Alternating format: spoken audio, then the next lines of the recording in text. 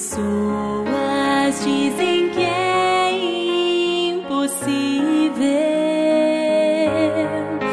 obedecer a Deus, é sempre o melhor,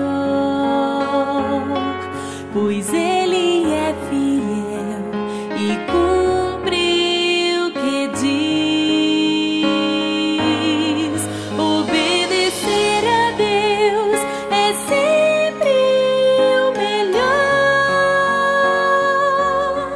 pois Ele é fiel e cumpre o que diz.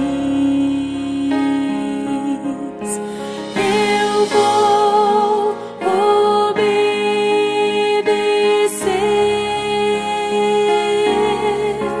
eu vou obedecer.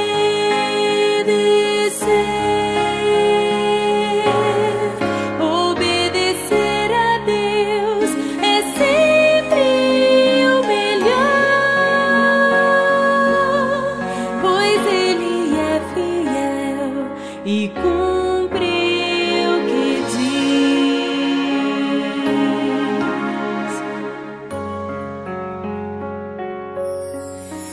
Quando penso não vou conseguir, dá vontade de parar.